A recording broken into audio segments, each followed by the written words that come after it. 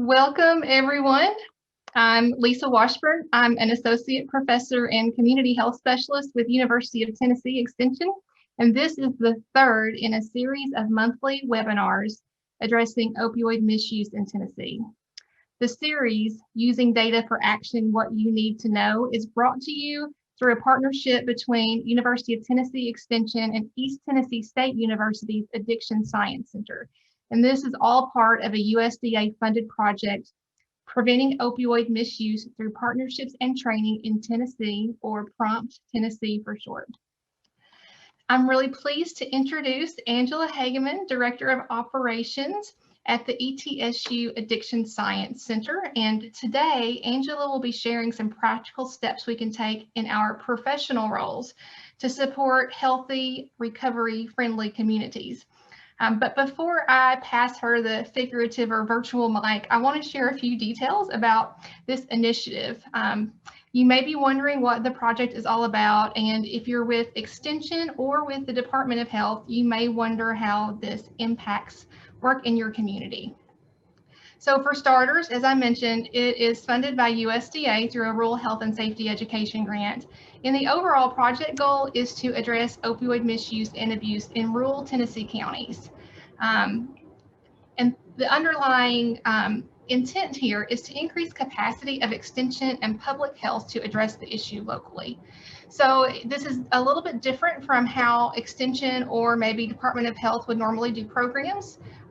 This one's focused on training the educators themselves at first, instead of having an outward focus on the community level. So there's three main project components. Project component 1 and 2 here are what are most relevant to all counties in the state: professional development and training, and then identifying resources and producing community-friendly tools. Component 3, that's something we're piloting only in Greene County. So they're the ones who are testing this out so we can see how we might scale it out to other communities. So why do we even need to do this? Well, the fact of the matter is most of us don't get any training on substance misuse or related factors in our undergraduate or our graduate degree programs. And we thought it was important to focus inwardly to educate our own folks, those who are working in the field, to increase their understanding and their knowledge. We also want to make sure that we have tools to address these to address the issue. And what you see here are results of a survey that we did just with Extension professionals. We'll later be asking other people to take this survey, but you can see that perceptions of comfort working to address the issue and having the right tools, there's a great variance here. And for the most part, we see that we haven't provided the tools necessarily for those who work in the field to be able to engage with their communities. And that is what we are aiming to do. So if you're wondering how this impacts your work, if you are a public health professional or you are an Extension agent or Extension professional, our first and foremost goal is to increase your knowledge and understanding of substance misuse and related issues, with an aim to increase our capacity and confidence to engage with our communities. We are speaking through the lens of family and consumer sciences often with this, but we know that this is not an issue that belongs just to the domain of FCS, that regardless of whether you're 4-H or you're agriculture focused or community development oriented, this is something that touches all of these areas, and that will take all of us and our collective knowledge and understanding to address locally. So I hope this gives you a little bit better overview of what's happening in PROMPT 10. It's not a packaged program that you're going to pick up and go train the trainer with, although for some of these topics, maybe you could if you felt so inclined. And that is you, Angela. I will put myself on mute. Thank you. All right, thank you so much. I think it is important to look at the context, and it's interesting because as I am describing our partnership with UT Extension, again, I'm explaining sort of how does this work tie in together, and we assume that we're all working in these silos, and in many ways we're doing the same work in communities to build healthy communities, and so we'll talk a bit more about that today. So I'm really excited to be with you again. This is module 3 of our 3-part webinar series, Using Data for Action, What You Need to Know. But in our previous previous modules, we spent a lot of time talking about data. And I know that data is sometimes a little intimidating. We don't know where to look. We don't know how to understand it. But in order to look at the impact of substance use disorder in our nation, in our region, and the impact specifically of the opioid epidemic, we did have to look at data and how things changed over a number of years. So we did that in Module 1. And in Module 2, we took out a specific subpopulation that many of us work with, and that's young people. And we looked at middle and high school data, both nationally through the Youth Risk Behavior Survey and at the Tennessee Together survey results. And we compared what we were seeing and what students were reporting in Tennessee compared to those national surveys. So today's learning objectives, we will work together to identify prevention-related activities within your current work role, understand the substance use care continuum and where there are opportunities to intervene or build protective factors along that continuum. And then again, you'll know where to find resources for evidence-based, or I hear sometimes they're called grab-and-go programs and policies that can reduce risk and build protective factors in communities. So I always start with commonly used terms, and today's important terms to know are this idea of risk and protective factors. And I feel like this is sort of something that we all would understand at a general level, but specifically when we're talking about risk factors in individuals and communities, we need to understand that these are characteristics at the biological, psychological, family, community, or cultural level that precede and are associated with a higher likelihood of negative outcomes, not just around substance misuse.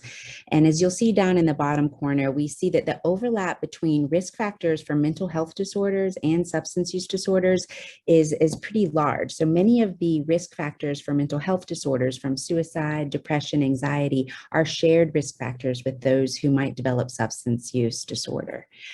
Protective factors, that's the work that we're doing. They're characteristics that counter risk factors. Some are fixed and don't change over time, but others, which we'll talk about today, are variable. And variable risk factors can include income level in our community, peer groups, school bonding, adverse child experiences, employment status. There are a number of factors that we can protective factors that we can work together to build that reduce risk in our communities. And then again, community assessment. And I know many of us do assessment processes to identify priorities for our specific communities. And we'll talk a little bit about that as well today. So the big picture, and Lisa touched on this a little bit, how are we all connected? How is an ETSU Addiction Science Center that does a bunch of research connected to agents in the field, connected to health educators? And so I want to walk through that a little bit. And so when we look at sort of the topic areas and issues related from the Family and Consumer Sciences Center, and I know that all of you are not working directly in this department of UT Extension. Some of you are agricultural extension agents full-time or 4-H extension agents full-time. But I know that a lot of the words that we see on this screen relate to your work as well. We're all working together to identify resources for our community members, build resilient communities. We see words like empower emotional wellness, prepare for disaster, plan and design safe and healthy environments. So again, a lot of the language around protective factors you can see here. And then I know we also have many health educators on these webinars with us. And we see that again, many of the words like promote health, primary prevention, these words are also used in looking at the mission, vision, and values of the Tennessee Department of Health. So for those of us that work specifically around substance use prevention and treatment, this is the continuum that we all sort of is a foundation to our work. And we can see in that left-hand corner, when we think of a continuum of disease, and this is from the Institute of Medicine, we know that any chronic disease starts at a certain place where folks are healthy. And then over time, if not intervened upon, it can become more significant health concerns that require treatment, recovery, behavior change. And so if we look at that left-hand column where we're enhancing health, you're going to see some of the same words that we saw in the other sort of mission and vision of the other departments and those of you in your work. We're all working together to promote optimum physical and mental health. We're all increasing health communications, access to health services, economic security, and workplace certainty. And so as we move along that continuum, for those of us working specific to substance misuse, we're looking at primary prevention. And so we're addressing individual and environmental risk factors through evidence-based programs, policies, and strategies to prevent the initiation of substance misuse in the very beginning. Early intervention, as you move along the continuum, some subpopulations will be screened or detected to have early substance misuse. They do not yet have substance use disorder, but there are opportunities. Maybe young people have multiple suspensions in their school for a drug or alcohol related charge, or even tobacco. And so there's opportunities and curriculum that can be used as an intervention at that early stage. And then as we move along, we look at treatment. And while we're not here to talk about any of us being clinicians or invading someone's privacy or telling someone that they need treatment, understanding where these resources are in our communities is very important. And then at long-term recovery, we know that a 30-day inpatient program or 1 year of meetings is not necessarily sufficient for complete long-term recovery. It's a long-term process. And that when individuals re-engage in the community, whatever we can do together to remove barriers, remove stigma, help them find gainful employment and connection to their community can really build that network of support and create these communities where we all are thriving. So that's beginning to connect the dots to when we see ourselves in silos. Perhaps some of those words and those images can help us, raise those silos and make our work seem a little more transparent. And so I took the liberty, I wanted to ask you in chat to tell me some words where we thought we were overlap, but we really in a 20 to 30 minute webinar don't have time for that. So I picked out words that really resonate with the work that a substance use prevention person does, work that we're all doing together. And I mentioned some of these before. And if we look at, again, with the Tennessee Department of Health, many words that are talking about primary prevention, building healthy communities. So as I mentioned in the earlier slides, we all are involved in an assessment process. Pretty much anyone that's doing work with the community is looking at local data, hearing from local people, and addressing those priorities and building plans and priorities to address those issues. And so I took the liberty of looking through the needs assessment guidebook for extension professionals. And I know that many of you do needs assessment processes in your community. And that beginning phase 1 is to determine what is the purpose of my needs assessment? Who will be reading it? And who will, what is the audience and what do we need to do? And so that starts by collecting data. And I'm hopeful that some of the resources that we provided in the earlier modules can be used in that data exploration phase, where you can sort of bring in some of that data to help understand maybe your community needs in a different way. And then phase 2 is to begin to aggregate and synthesize all of that data. And then 3 is once you look at the data and it tells you what the needs of your community are, then you can build priorities around that. And I'm not saying that you have to include substance misuse data in that, but it might be important depending on your audience. And so community coalitions, groups that are organized to address substance misuse in communities use similar models. And you can see that these steps, while they are 5 steps for the Communities That Care model that's being piloted through the Prompt TN grant, is somewhat similar to the strategic prevention framework that many coalitions are using across the state and nation. They gather data, they make plans, and then they evaluate the activities. And as always, the links are provided here. So anytime that you want to dig in a little further and understand maybe what others are doing in your community, those links are available. So here's sort of the meat of what we're here to talk about. What can you do in your role to intervene across the continuum of care for substance use?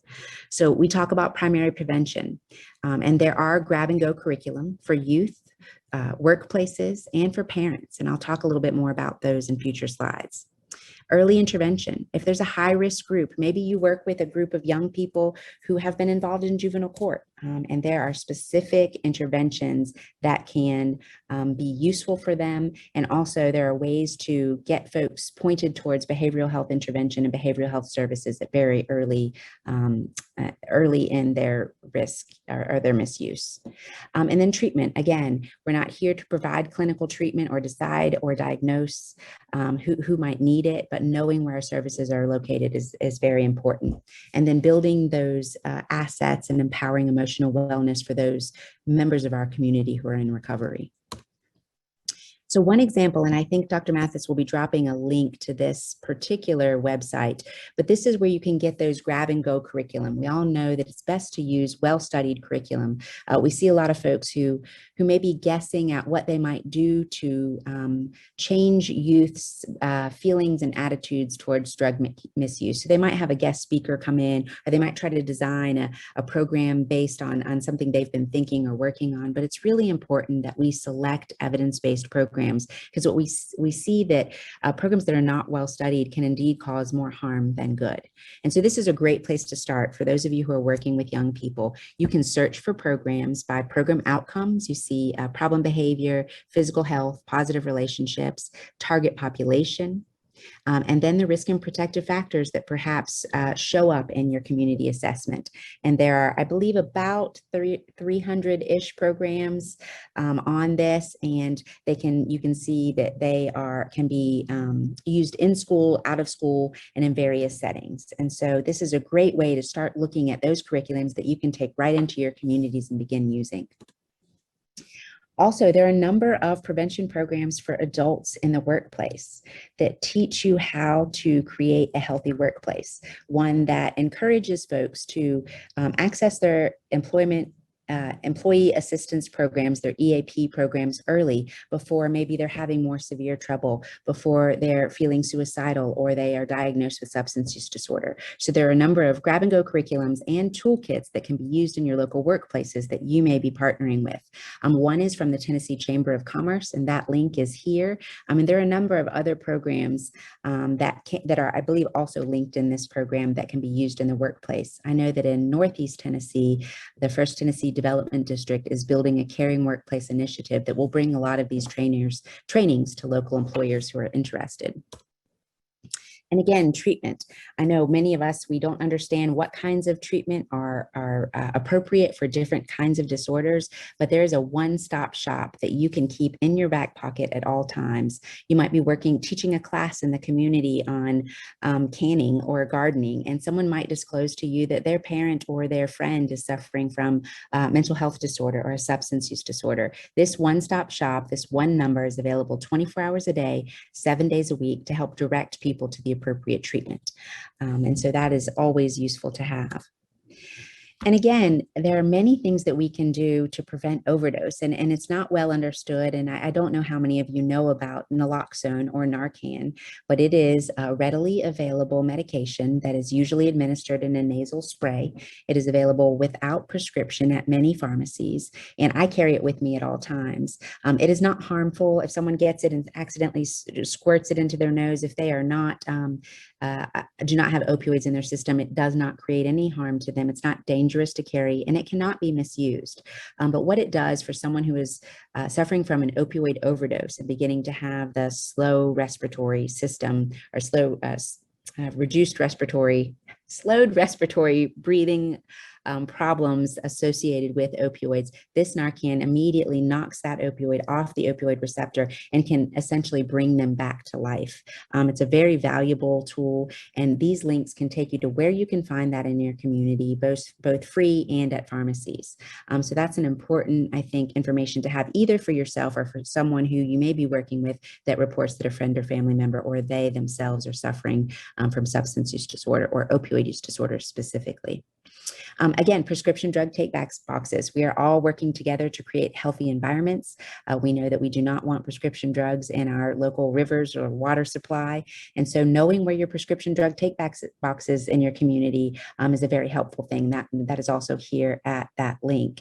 And then, as always, I talk about our funded anti-drug coalitions in the communities. They're doing work and assessment processes that look much like the work that many of you are doing in the community. And there might be opportunities for your assessment process and planning prioritization to overlap one another. And so that where one of you is working in a particular area, the other one is building off of that particular priority area or activity. And so again, if you can click that link, you can find out if there is an anti-drug coalition in your community. And if not, perhaps you work with others to build one and bring that into your community.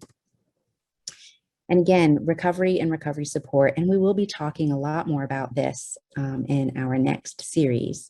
But recovery supports are throughout our communities, and there are ways that folks who are in long-term recovery can have a sense of purpose in their community. They can be connected to meaningful daily activities, meaningful employment. We know how difficult it can be for someone who has perhaps criminal charges that are related to substance use disorder to find gainful employment. And you can only imagine how difficult it is. I mean, if we think about how hard behavior change is, if you've ever tried to diet, if you've ever tried to quit smoking, if you've ever tried to change any behavior, you know how difficult that is. Now imagine that you're in recovery from substance use disorder. It's a very difficult disease to overcome. And then you also have other problems stacked against you. You're having a hard time finding employment or housing. And there's so much stigma associated with your disorder. And so whatever we can do to become educated, work together, reduce stigma, and help provide those recovery supports in our communities, I think that aligns with the work, with everyone's job description, if you will. And so as always, I like to close with a list of resources for programs and practices. Some of these you've seen on previous slides, and some are new. That first one, if you are cruising, say, the Blueprints for Healthy Youth Development, and you see some programs you like, but you're not sure if that's the best fit for your setting, the work that you do, or the population that you work with, this is a good way to see how to select best fit programs for your audience in your work setting. And then the Evidence-Based Practices Resource Center, that second link there, is a larger group of evidence-based, or I hear that a lot of folks call them grab and go programs. So outside of just working with young people, that other Best Practices Resource Center will take you to some of those resources and curriculums that can be used for parenting classes, for workplace initiatives. And so it has populations outside of curriculum for young people. And then also the What Works Clearinghouse may have some of those as well. And then at the bottom, the Tennessee Treatment Locator is a very long PDF list of treatment providers in every county and region in the state of Tennessee. So if you don't know about the red line, or you don't feel comfortable calling it to find out, okay, where is treatment happening in my community, you can click the link for that treatment locator, and that'll show you where all the treatment services are in each county and city in Tennessee. So I'll close with a quote that I believe to be true, and I hope that all of us will over time as we're learning more about this. Prevention works, treatment is effective, and people do certainly recover. If you have any questions, feel free to post them in chat, and don't miss our next Prompt TN series, where we'll be focusing on reducing stigma around substance use disorder. So more information about those dates and topic areas are forthcoming. Thank you. We do have a question in the chat. It's asking if public school teachers are armed with naloxone in Tennessee. I think that the answer from my most recent exploration of that is no.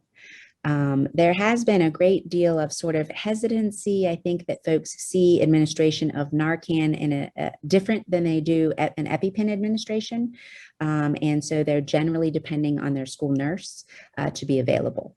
And so some school nurses do have it and carry it, and many do not. But I do not know of any school that has each of the teachers having Narcan available to them.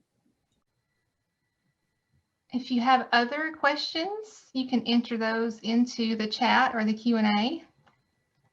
Or if you would like to say something, I can also unmute your microphone. Hi, I just wanted to say thanks so much for the wonderful information. I put my contact information into the chat box, but we are a prevention coalition in Maury County, working on primary prevention. And if there's anybody on the call that is working in Maury County, I would love to connect. And I agree with all of the sentiments. It's very important for us to work together so that we are not reinventing the wheel and we're collectively strategizing. So I really appreciate all of the information. It was really helpful. Thanks, Kimberly.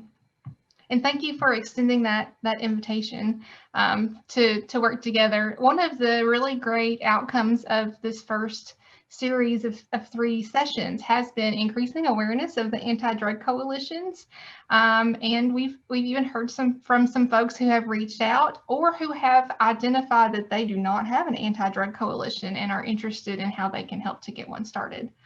Well, one of the problems that I see is that there's not a, we think in terms of, we understand we need a public health approach to these issues, but the public health framework, the strategic prevention planning framework simply isn't sufficient.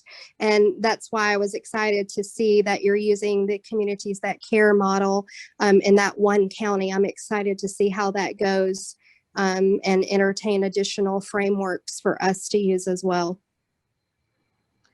Great, thank you. Yes.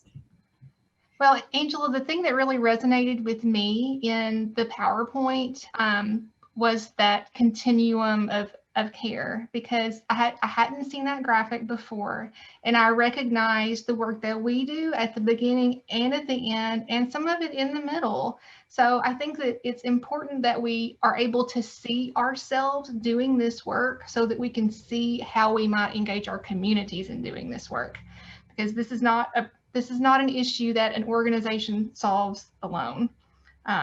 And the people who are being impacted by it absolutely need to be involved in crafting solutions locally. Yeah, and that was helpful for me to learn. I've learned so much more about the work that you all are doing at UT Extension. I mean, I've known, sort of being raised in a farm family, I've known a lot about 4-H and our local agricultural extension agent, but to look at those words and those values and topic areas of interest, there's so much that you all are doing in the field that is building healthy community. And so if we can hold that up further and continue to support you all in your work, that goes a long way in building protective factors. I'm really excited about the direction that this project's going in, and in the connections that we have already developed around the state. So thank you, Angela, for presenting today. It has been so wonderful to hear from you on our first 3 sessions. And thank you all for joining us today. And we hope that you will plan to join us for our next 3-session webinar series, which will be focused on reducing stigma. I'm really excited about that one, and you'll want to save the date of April 28th. We're going to continue doing these on the 4th Wednesday of the month at noon Central, 1 o'clock Eastern time. The first session will focus on addiction and the brain, and soon you will find registration links on our webpage at prompt.tennessee.edu. Thanks you all. See you next time.